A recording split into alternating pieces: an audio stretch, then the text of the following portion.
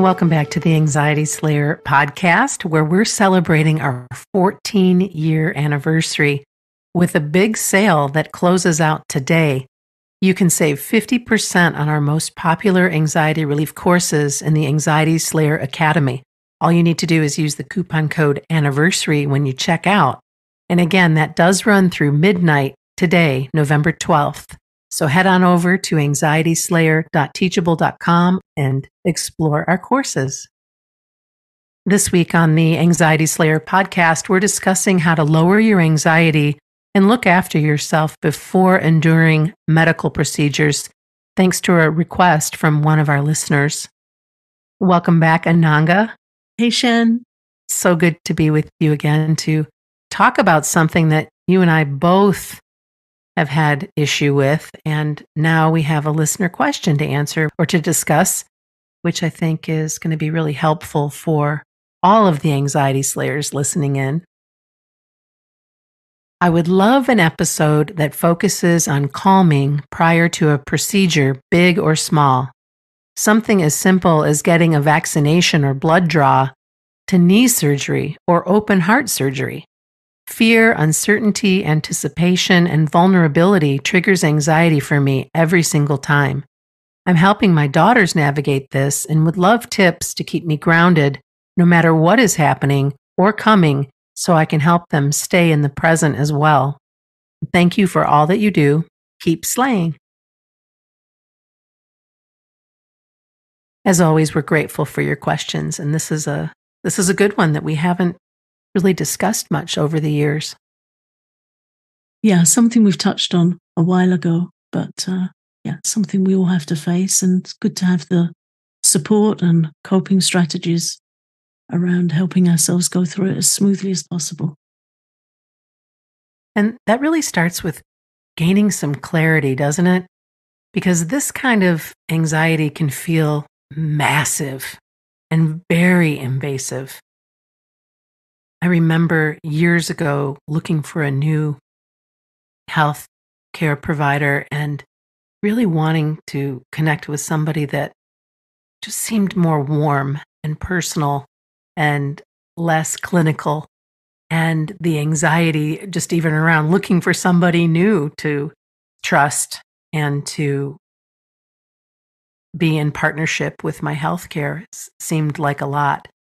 But where I'm going here with the story is I did find that person and I'm grateful for them. They've since retired, but I remember going in for something as simple as a blood pressure reading and just knowing that my blood pressure was going to be too high, because it turns out I'm one of those people that has that white coat syndrome where my blood pressure goes through the roof, which led to a lot of testing and scrutiny that proved the fact that that was what was happening. Because if I took my blood pressure at home, it was much lower than in the doctor's office. So that was gaining some clarity and getting clear on what I was worrying about and realizing, oh, okay, if I'm measuring this over time and this is what things look like versus what's happening there, I can rest a little bit easier in knowing that that's something that's up and something I can share with my new healthcare provider.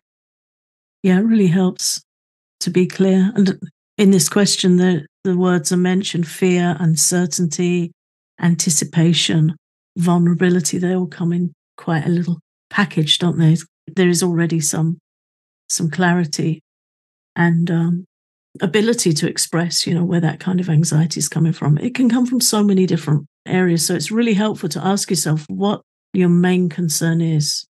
So some people are afraid of needles. Some have a general discomfort with the white coats. Some don't like the scrutiny. Sometimes there's anxiety over a potential diagnosis or about feeling confined in some tests. I remember my mother had to have an MRI scan here in the UK about this time last year, and she's a little claustrophobic, so that was very challenging for her, and we were discussing ways to get her comfortable and help her be prepared for that. So talking with a trusted friend or a professional can help you get clear from there and explore the support you need. And when we're using words like fear and uncertainty, vulnerability, anticipation, they're good clues, but they're also things that we can go deeper with and get more specific with. And then we can look at things like tapping, rescue remedy, different strategies and support that we're going to talk about after the break. But getting clear helps us shine a light on a more specific fear where we can get help rather than just feeling so swamped and overwhelmed by a big invasive feeling. I think it also helps to take care of some of the practical things in advance of a test or procedure, arrangements that you are completely aware of ahead of time so that you don't have more to worry about. Do you need somebody to accompany you to your test or procedure? I prefer to have my husband along with me if I'm going for something like an MRI or something more than just getting my bloods or those kinds of things. It makes me feel much more comfortable having him there with me. And you might feel the same. The other thing that you might do is just clear your schedule as much as you can around that particular time so that you can have some quiet time. You can meditate, you can do some breathing practices, all of the things that you can take care of in advance that you know, this is how I'm going to look after myself. I'm going to make sure that I don't have caffeine this morning, or I'm going to make sure that I have somebody to accompany me.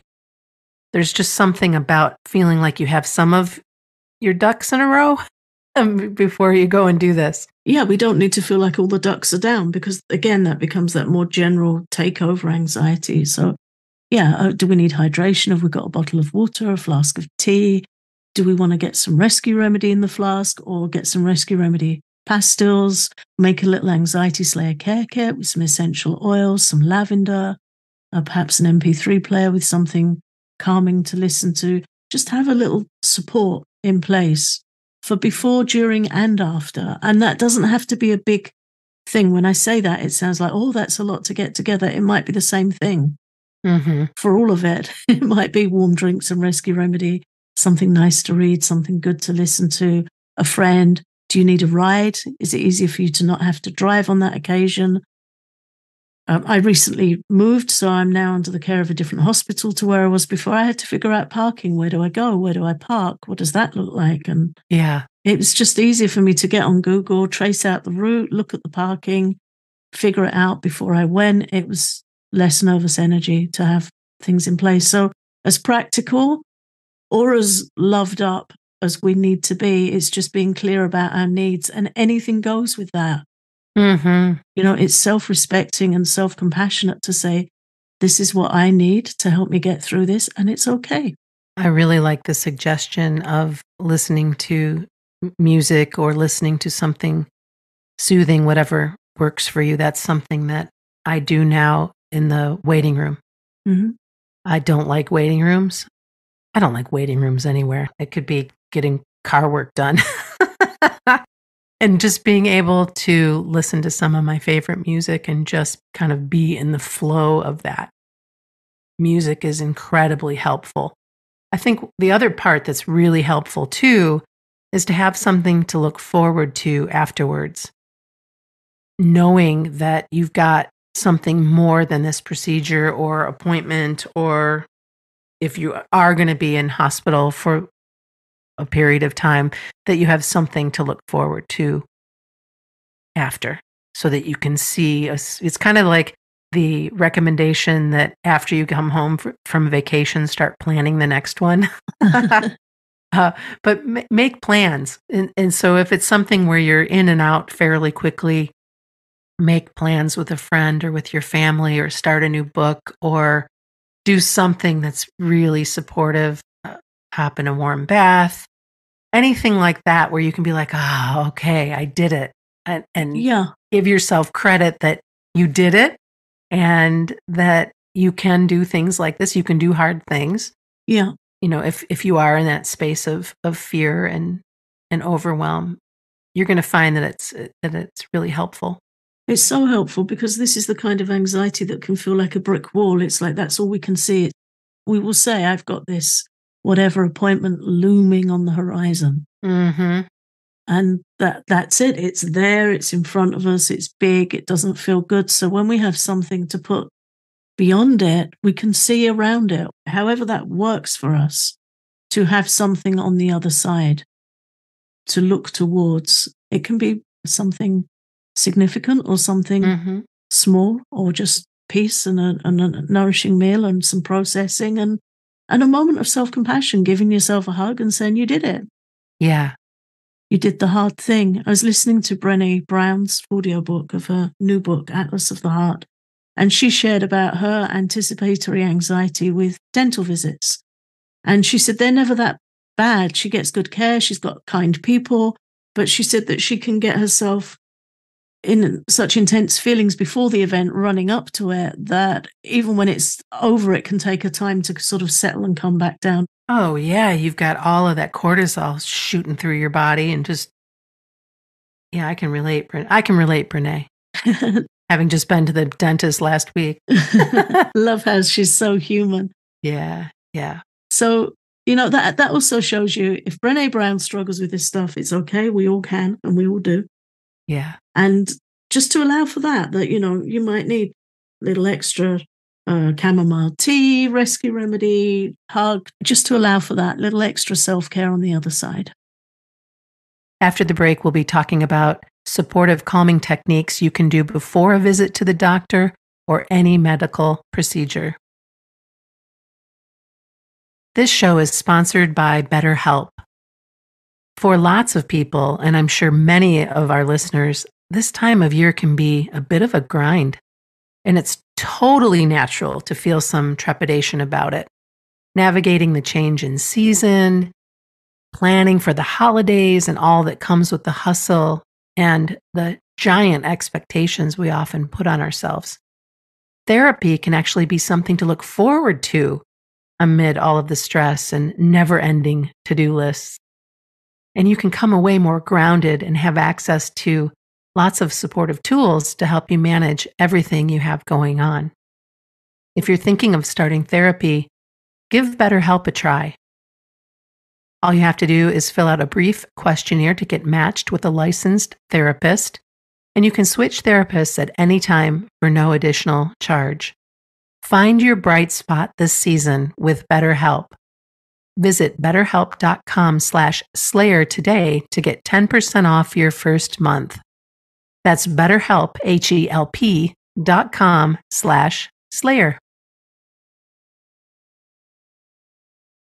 Before the break, we were talking about how important it is to care for yourself and have something to look forward to after your doctor's appointment or procedure. And now we're going to dive into what you can do and where you can find comfort and some calming and coping techniques that will help you as well. It really helps to be in touch with where we find inspiration. I think this kind of anxiety is a very zoomed in kind of anxiety, and sometimes just changing our perspective a bit and zooming out to the bigger picture, things that we find comforting, inspiring, supportive. If we have a personal spiritual practice or self-care practices, to really go deeper with those, give them more time, more attention, to be very present with them. That's something that's always helped me, particularly with my meditation practice. If I'm going through some choppy waters, I've got a run of tests coming up, I like to really make sure that I'm rooted in my practice, and that always helps me have a bigger picture and feel able to go through whatever I need to more calmly.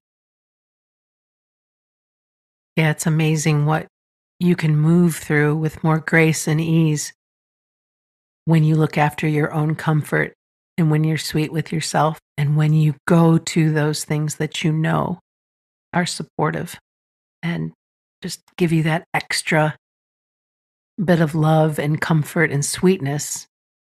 And it sounds so simple, right? And it is simple if you're aware of what it is that brings you comfort. Yeah. Over the years, I've noticed with myself, you know, as my friend, I've been through some quite intense surgery, diagnosis. There's been some ups and downs in my health through the years we've been in partnership. And what I've noticed is it's not so much the thing, even if it's a big thing, it's your consciousness. Mm-hmm. It's your state of mind. It's how grounded you are in the things that really matter to you, whether that's a faith, spiritual practice, whatever it is that makes you feel at home and safe.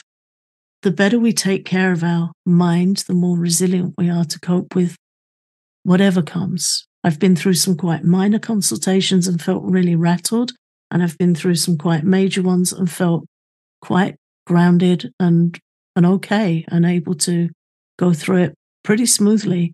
And it all depends on my consciousness. It all depends on where my mind's at, which is why it's such a fantastic investment in every day of our lives to take care of ourselves as best we can. Then we're in good shape to deal with what we need to. And there's some great calming and coping techniques as well that we'd like to share with you today that are going to be really game changers for you in this particular circumstance. We've already brought up Rescue Remedy, but it is super helpful to take before and after appointments like this. Get yourself some. You can get it on Amazon. You can get it at Nelson's. And it's pure natural goodness for your body. We've used it for years. We're not affiliates. We just know that it works. Yeah, I just bought some yesterday. You did? Yeah, I just ran out and I've got a little bottle here on my desk in front of me. I should probably check and see how much I have left as well, because I generally will take some before the road trips that I have. I've been having a lot of road trips, as you're aware of, and just is a nice, again, it brings me some comfort before I drive a long ways. Yeah, it's a great thing to have in your care kit. This time I picked up quite a small bottle, so it's on my desk at the moment, but it feels very portable to take with me. Mm-hmm. And I got some pastels as well, which I'm keeping in the car. Actually says on the bottle, I'm holding it, comfort and reassure. That's what we need. Mm-hmm. I realize we talk about Rescue Remedy a lot, but there's a reason for that. It's definitely one of our go-to remedies that we recommend for all of our listeners who are in this situation of feeling uncomfortable, overwhelmed, or afraid of a doctor's visit or a procedure. The calming point is also fantastic, and we have a guided practice on our Patreon for the calming point. We've recorded a number of different episodes where we've referred to the calming point and walked you through how to use it. But basically, it's a point right in the middle of your palm of your hand. So if you take your right thumb and press it into the palm of your left hand, right in the center there, nice and firm, and take some deep breaths, you will notice very, very quickly that you start to be more calm and relaxed.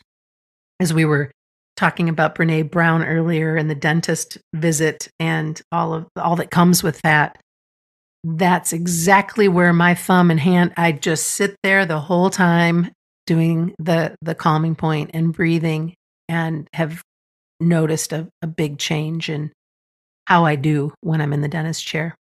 Yeah, it's fantastic. Nobody can see you doing it. Nobody needs to know. Or if they do, it's a good thing to share. I know you've shared it on several occasions on those kind of visits.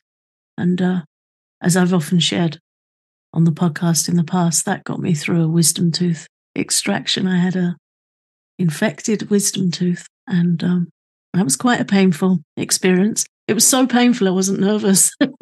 Yeah, you just wanted it out. Get it out! Yeah, there was going to be no sleep until it was dealt with, which is a funny thing, isn't it? It's all context and the light we're seeing things in. Pain's a great motivation to seek support. However, I was there and fully conscious for that to be dealt with, and the calming point was extremely helpful. And I think it helps in healing, it helps in recovery, because we're less stressed and able to be calmly present and send ourselves love and compassion. And it works amazingly well. That's been my go-to in many waiting rooms as well. Yeah. And then, of course, EFT tapping for the specific fears that are coming up for you is going to be really supportive before any of these appointments. And you can do tapping after, directly after as well. But just by voicing some of your fears and reminding yourself that you love and accept yourself is huge. Tapping's such a versatile tool, and I really recommend learning it for any anxiety, but really particularly for this kind of anxiety. I just recorded a tapping session for our patrons a couple of weeks ago called What If It's Going to Be Okay? So that's really for when we feel vulnerable, uncertain, we've got fears looming up on the horizon. Usually in those scenarios, the mind's throwing up the worst case thoughts. What if this happens and what if that happens? So this tapping session is really about putting those worries to rest and switching it out to what if it's going to be okay, and really helping to get that anxiety down. Then there's other ways you can use tapping. I had a tapping client some years ago now. They had intense anxiety over medical appointments to the point that they would feel that they would pass out. And they really did the work. They learnt tapping, they applied it, and they had a great breakthrough with being able to support themselves. I'm really proud of them for how they stuck at it and got tapping working for them. Another way you can use it, which is just again showing the versatility of tapping, is if you're worried about things like blood pressure, you can get a blood pressure monitor and put it on the table in front of you and just look at it and tap, because you'll notice if that's something you're concerned about, your physiology will react to being in its presence. It becomes a trigger. We worry that machine's going to reveal something, that machine's numbers become very relevant, seem to represent something about our well-being or even our mortality if anxiety is running high. So get the machine, stick it on the table in front of you and tap until you feel neutral about it. So many ways to use tapping. And of course, many of them are covered in our health anxiety course. Yeah, there's some great sessions in the health anxiety course, and we've had lovely feedback from students who have signed up for that. And that reminds me to just let you guys know one more time that today is the last day to save 50% on our most popular anxiety relief courses in the Anxiety Slayer Academy. All you have to do is use the coupon code anniversary when you check out to take advantage of that 50% off. And you can do that until midnight on November 12th. Visit anxietyslayer.teachable.com. And again, just use that coupon code anniversary when you check out to save 50% on any of the courses that you find there.